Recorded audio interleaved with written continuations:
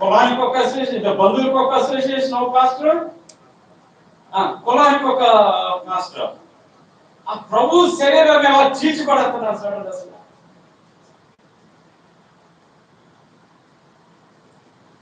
ప్రసంగం చేసేటప్పుడు మాత్రం అపాదానం ఉండొచ్చు, మనకేం భేదం లేదు, అందరూ ఒకటే దేశం, ఒకే రక్తం, ఒకే. బయటికి వెళ్ళింది ఆ గోకుడు ఎక్కడి నుండి వస్తుందో తెలియదు, పొరగోకుడు.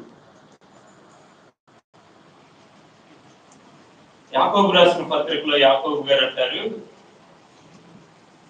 ఇదిగో ఒకరిని చూసి ఎక్కడ కూర్చోమని, మరొకరిని చూసి నువ్వు వెళ్ళి దూరంగా కూర్చోమని అంటున్నప్పుడు మీలో భేదాలు లేవా అంటాడు. మీలో భేదాలు లేవా? భేదాల పరిచర్య, మళ్ళీ దానికి పెట్టిన పేరేంటో తెలుసా? సహోదరుల ఐక్యత కలిగి ఉండటే ఎంత రమ్యమో, ఎంత మనోహరం అని. ఎవడు పాడు విడిపాటు సహోదరత్వం నాకు అర్థం కాలేదు. అమ్మో, 11 నెలల క్రితం ఈ మధ్య కాలంలో ఇక్కడ ఒక వివాహం జరిగింది, ప్రాంతంలో జరిగింది. 2 కులాల మధ్య ఇద్దరు పెళ్లిళ్ళైనవి.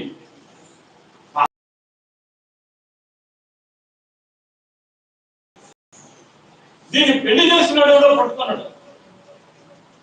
11 నెలలు నిన్నటికి కేసులు జరుగుతాయి. ఆ సేవకులు కలిపి ప్రార్థన చేసినటువంటి సేవకుల మీద కేసు పెడితే వాళ్ళకి అరెస్ట్ వారెంట్ జారీ అయితే ఈ రోజుకి అడ్రస్ లేకుండా పోయారు సేవకులు. ఏంటి, మందిరంలో దేవుడు ప్రేమ కలిగిన వాడని చెప్పారు, ఇంట్లోకి ఇద్దరు జతని అంగీకరించలేకపోయారు. అంటే రేపు తీర్పులోకి ఎలా వస్తారో నాకు తెలియదండి. రేపు ధవళ సింహాసనపు తీర్పు ఉంది అక్కడ. రేపు ప్రభు న్యాయపీఠం ఏదైతే నిలబడాలి. వీళ్ళందరూ బైబిల్, దేవుడిని నమ్మానని బైబిల్ పట్టుకున్న ఈ ప్రజలు దేవుడి దగ్గర ఏమని చెప్తారో నాకు అర్థం కావట్లేదు.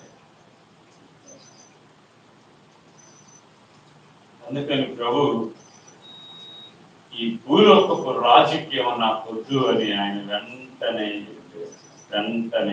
వెంటనే కొన్ని చోట్ల నుండి మనం దాటి అవతలకి వెళ్ళాలి. నీటిలోకి బాగున్న నావాడే అసలు ముందు వాడే పర్వతానికి వెళ్ళాలి. నిన్నెట్ట తెలిసిపోతాడు.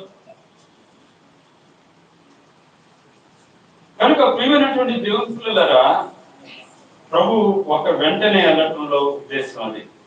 మరొక వెంటనే చూడండి, ఈ వెంటనే తర్వాత చూద్దాం. సరే, ఇక్కడ నుండి వాళ్ళు ధోనికి ముందుకు వెళ్ళిపోయారు. ధోనికి యేసు ప్రభు ధోనిలో ఉన్నారా, బయట ఉన్నారా? ఎక్కడున్నారు? ఆయన కొండకి వాళ్ళని పంపించి ఎక్కడికి వెళ్ళారు? కొండకి వెళ్ళిపోయారు కదా.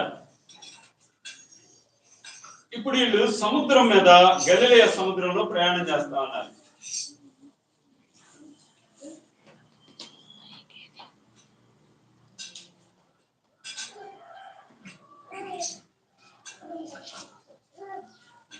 గలిలయ సముద్రంలో వీళ్ళు ప్రయాణం చేస్తా ఉన్నారు.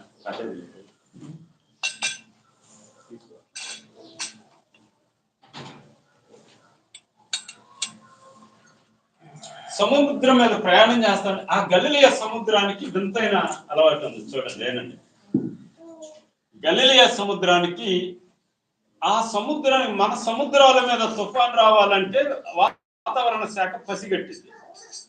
కానీ గలిలయ సముద్రం మీద వచ్చే తుఫాన్లు పసిగట్టలేదు. కారణం ఏంటి అంటే దాని చుట్టూ 3 వైపులా హెర్మోన్ పర్వతాలు, మంచు పర్వతాలు ఉన్నాయి. అవి ఎత్తుగా ఉన్నాయి. దాని నుండి అది అవతల గాలి తోలితే ఆ మంచు కరిగి, ఎండకి గాలికి కరిగి కిందకు వచ్చే నీళ్ళే గలిలయ సముద్రంగా ఏర్పడింది. తిబేరియా సముద్రం అంటారు దాన్ని, 2 పేర్లు. అలా వచ్చిన నీళ్ళే సముద్రం. అయితే ఈ సముద్రం 3 వైపులా హెర్మోన్ పర్వతాలు ఉండటాన్ని బట్టి గాలి ఎటు నుండి, అవతల నుండి ఏ భాగంలో విసిరినా అది వచ్చి ఇక్కడ నేల మీద ఒత్తిడి పడిద్దాను. ఒత్తిడి పడి కొద్దిగంత వేగంగా అవతల గాలి తోలిందంటే కొండ అవతల, ఆ గాలి ఇసురొచ్చి ఏ ప్రాంతానికి తగిలినా అక్కడ నీళ్లు కదలటం ప్రారంభించారు.